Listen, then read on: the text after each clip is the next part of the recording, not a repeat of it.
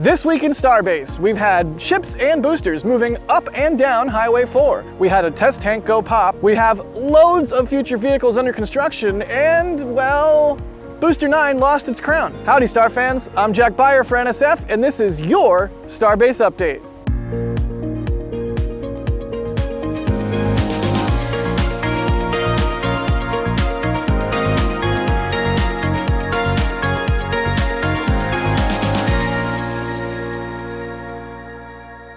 Let's start off this week at the Massey's test site, where Booster 10 had been enjoying some cryogenic proof testing on the thrust simulator stand. I'm not kidding, the script says enjoying. I don't know about you, but I wouldn't enjoy being super cold and having my backside pushed on really hard. In the previous episode, we mentioned that Booster 10 testing had started with a filling and draining of its methane tank. And since then, it's undergone 2 more tests. Then, in the 3rd test, Booster 10's methane tank was completely filled and then drained, and then its LOX tank was completely filled and then drained, all in the same day. Booster 10 appeared to pass these cryogenic tests with flying colors because it was disconnected from the umbilicals at Massey's and rolled back to the production site. But we'll talk about that in a minute. Mostly because at Massey's this week, we also had a pretty spectacular destructive test of the Ship 26.1 test tank. This test to failure occurred on what we informally call the burst site. This site is safely away from other hardware and tucked in a corner of the little island where Massey's gun range was formerly located. So it's an ideal location to perform these sorts of tests. This is where SpaceX tested the new flight termination system on another different tank a few months back. But unlike that test tank, which was destroyed by explosive charges, this tank was popped the old-fashioned way. Fill it full of cryogens, close all the valves, and let the pressure build until it pops. Now, we don't really know what SpaceX was testing with the Ship 26.1 test tank. It was kind of a weird amalgamation of a ship aft section and dome and a booster forward section and dome. Honestly, like most test tanks, it was kind of an abomination. It might just be that SpaceX is testing some structural improvements for the ship aft section, and they slapped a spare booster forward dome on it just to have a way to test it. Or it could be the other way around. This test article could have been to test design changes on booster forward dome sections. And they used a spare ship aft section they had laying around the production site. Really, it could be one or the other, or something else we haven't thought of, or all 3. Who knows? Well, SpaceX does, of course, but for us, it's hard to say. Either way, it's really nice to see one of these tanks go pop every now and then. It really reminds me of the old tank watching days. Now, let's go back to Booster 10. As I was saying, right after it completed its cryogenic proof testing, it was then rolled back to the production site and went into the Mega Bay. At the Mega Bay, the booster was lifted off of the thrust simulator stand and then placed on the stand that we believe might be for engine installation. For situational awareness, this stand is located in the southwest corner of the building.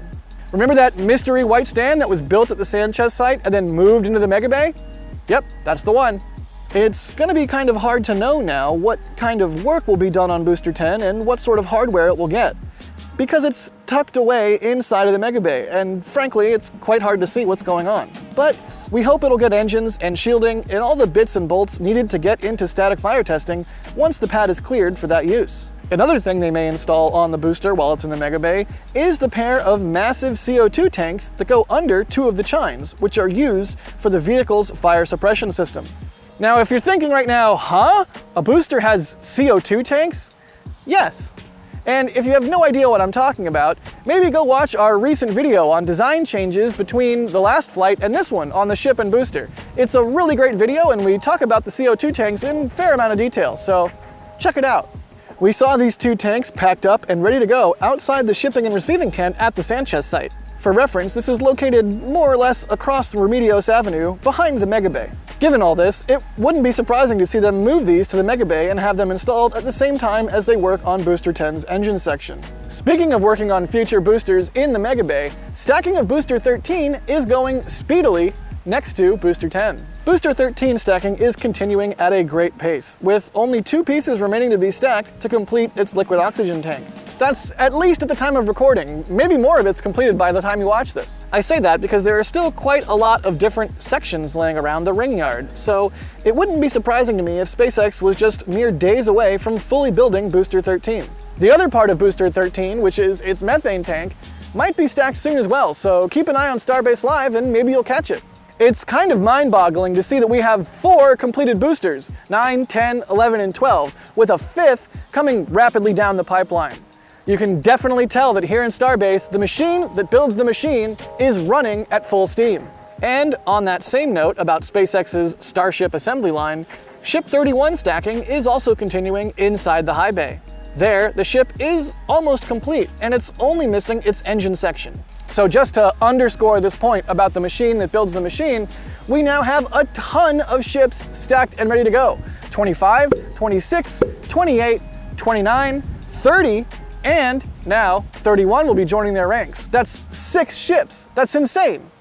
But stacking is just one phase of the life of a ship, and it's probably the easiest. The hardest part is having to do all the little work installing heat shield tiles, installing engines, all of the engine shielding, all of the plumbing, and well, you get the point. A lot of that work happens right after stacking, and that's where Ship 30 is right now in its life cycle. Ship 29 is now one step ahead of that and has been rolled out to Massey's for cryogenic proof testing. That's the first testing that ships see in their life.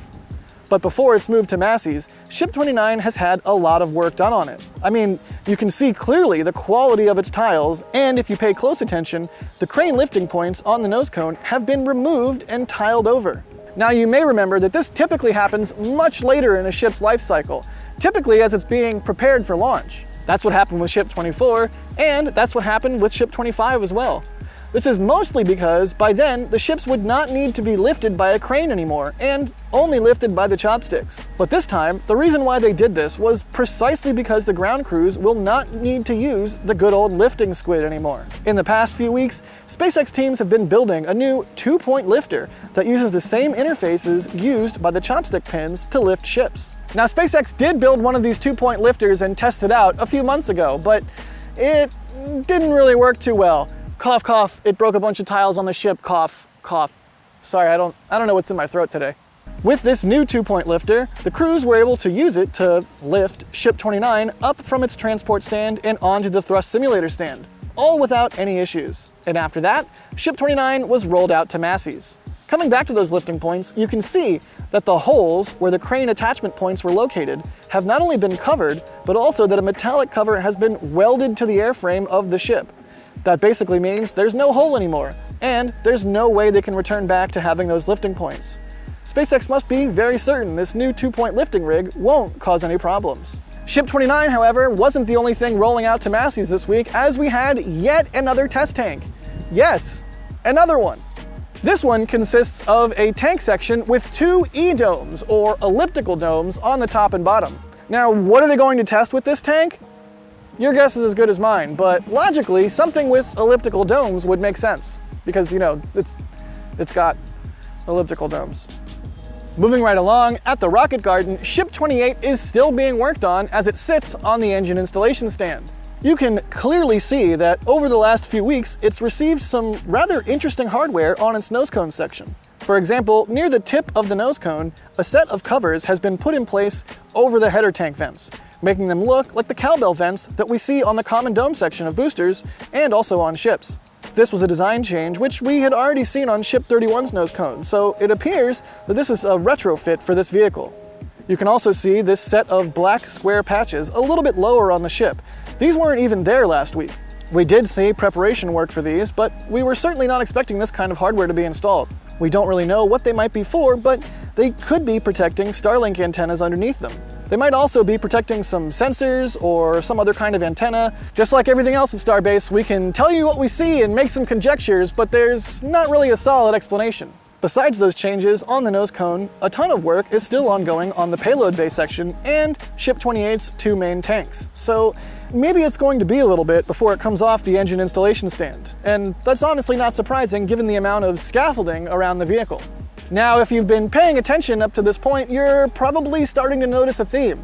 SpaceX is working on a ton of future ships and boosters, but they're also working on the machine that builds the machine with some serious upgrades, and this is really important.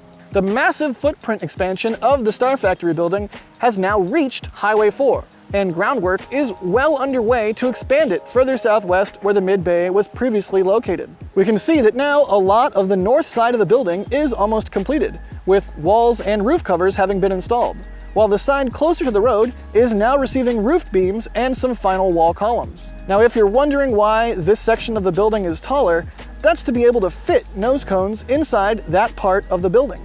This leaves the rest of the building free to do other parts like tank domes, barrel sections, you name it. And that's why Tent 3 hasn't been demolished yet. This section of the Star Factory needs to be completed before the work from Tent 3 can be moved inside of it. But as soon as that happens, sayonara Tent 3.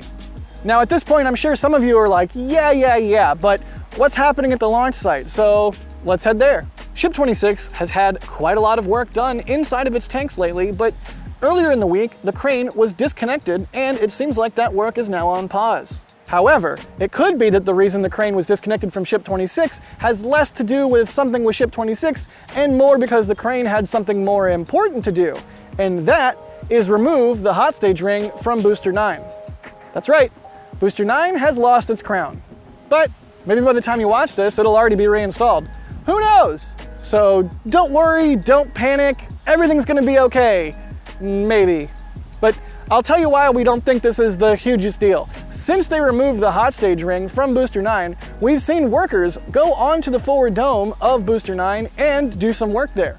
We've even seen their hard hats poking out from the top of the booster, so they've clearly been doing some work on Booster 9's forward dome, or something in that area.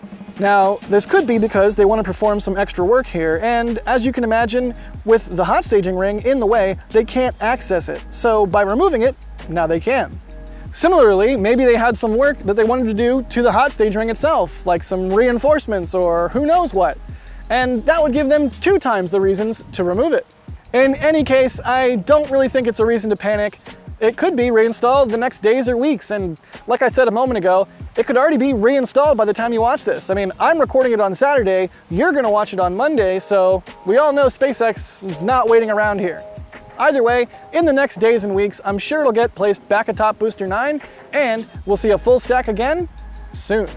This week, we've also seen a lot of work ongoing on Booster 9's engine section, with scaffolding being set up on the OLM dance floor. So as you can see, SpaceX appears to be doing quite a lot of work on Booster 9 still, even after Elon deemed it ready on Twitter.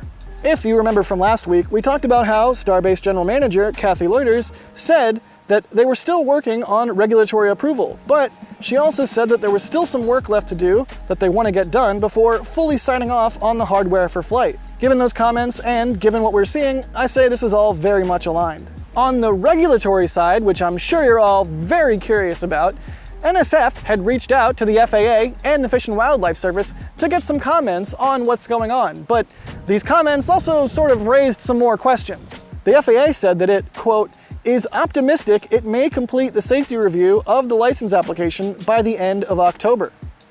Now, we don't really know if that's the last step to get the modified license or not, or if there are more steps in the way, but we'll definitely report on that if we hear anything.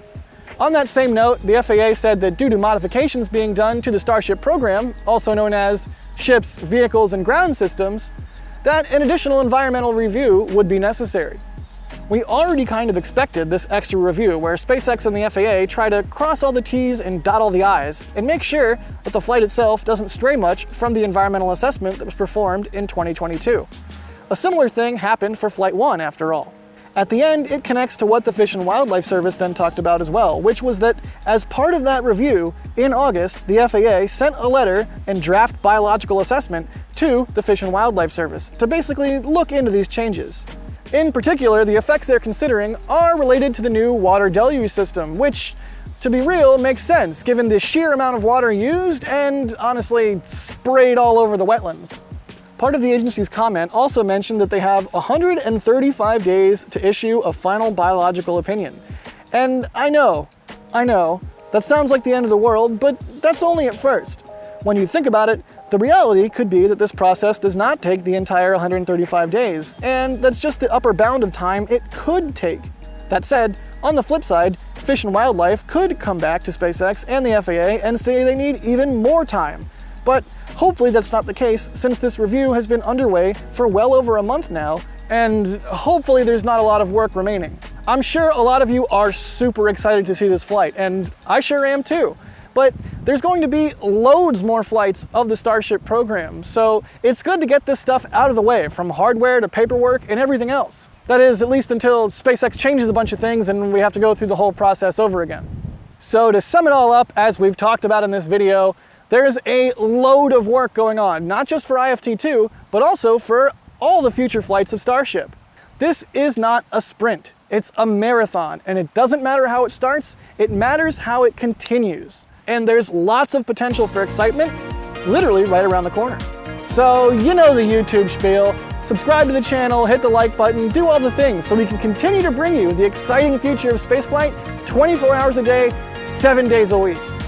All right, that's going to be it for this one. We'll see you next week, and until then, don't forget, be excellent to each other.